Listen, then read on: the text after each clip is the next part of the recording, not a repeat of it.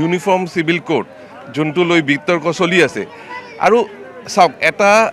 যিকোনো বস্তু ল হোৱাৰ আগত প্ৰতিবাদ হয় কিন্তু ল হোৱাৰ পিছত সবেক মানি ল'ব লাগিব কিয় কি আমি যোনখন ষ্টেট যোনখন কাণ্ট্ৰিত থাকিম সেইখন কাণ্ট্ৰিৰ ল আৰু আইন আমি মানি চলিব লাগিব এজন সচেতন নাগৰিক হিচাপে এজন শিক্ষিত ব্যক্তি হিচাপে আমি আন্তৰিকতাৰে এইটো সমৰ্থন কৰোঁ ইয়াৰ দ্বাৰা যিটো বেনিফিট হ'ব আমাৰ সমাজৰ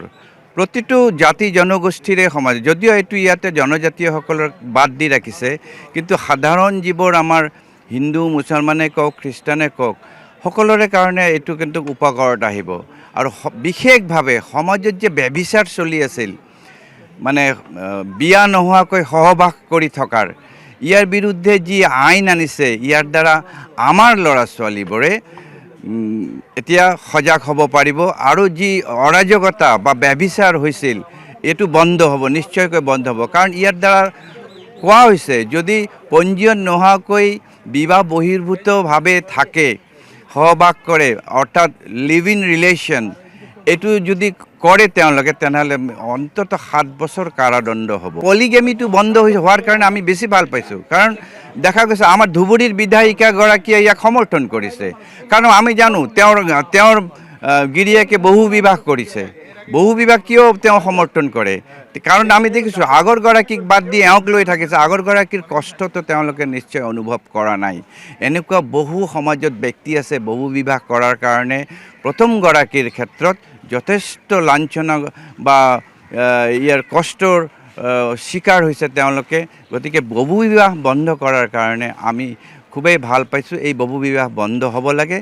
বিভিন্ন কাৰণত তেওঁলোকে বহু বিবাহ কৰে বেছিভাগে দেখিছোঁ চখত বিবাহ কৰে পইচা নাথাকিলেও তেওঁলোকে বিবাহ কৰে UCC কোড যিটো চৰকাৰে আনিছে এইটো আমি সম্পূৰ্ণভাৱে আমি সমৰ্থন কৰিছোঁ আমিও নিবিচাৰোঁ যে এজন মানে দুটা বিবাহ কৰক আৰু কম ছোৱালী বিবাহ কৰক বা বিভিন্ন কম বয়সৰ ছোৱালী বিবাহ কৰক লৈ যায় অত্যাচাৰ আমি নিবিচাৰোঁ আৰু চৰকাৰে যদি আনিছে যিটো বিল মই ভাবোঁ অসমৰ প্ৰত্যেকজন সমাজৰ মানুহে হিন্দুৱে বা মুছলমানে সকলোৱে এইটো একচেপ্ট কৰিব এইটো UCC এটা ভাল বস্তু বহু বিবাহ মানে এগৰাকী থাকোঁতে আৰু এগৰাকী অনাটো এইটো আচলতে আৰু এগৰাকী মহিলাক অৱহেলিত কৰা হয় শাস্তি পায় আৰু এই UCCয়ে মানে যিখন সমাজ গঢ়িছে বিভিন্ন স্থানত আমাৰ অসমৰে সেই UCC এই অহাৰ আগত যিখন সমাজ গঢ় লৈ উঠিছিলে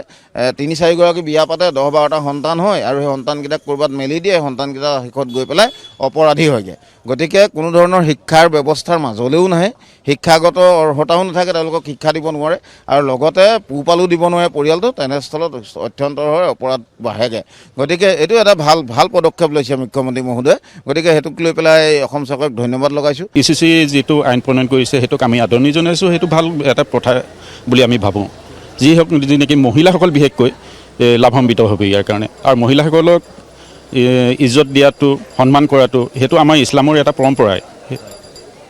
সেইটো কাৰণে UCCটো অনাৰ বাবে UCC আইন প্ৰণয়ন কৰাৰ কাৰণে আমি অসম চৰকাৰক আদৰণি জনাইছোঁ UCC বিলখনত সংশোধন ডেফিনেটলি কৰিছে কিছুমান কিন্তু এই বিলখনক আমাৰ সকলোৱে সন্মান সহকাৰে আমাৰ সমৰ্থন কৰিছে মানে মুছলিম সমাজৰ কাৰণে এইখন খুব বেছি এটা মানে একো দিগদাৰৰ কথাই নাই মানুহবিলাকে এনে ভয় খাইছে কিছুমান মানুহে যে কিবা UCCত কিবা বেলেগ হেৰি কৰিব ঠিকে আছে বাল্য বিবাহ এইবিলাক বা মাটি বাৰীৰ ক্ষেত্ৰত যিটো আজি কৈছে যে মাটি বাৰীৰ ক্ষেত্ৰত সম অধিকাৰ লাগে সকলোকে সম অধিকাৰ লাগে মহিলা যেনে পুৰুষে যেনেকৈ সম অধিকাৰ লাভ কৰে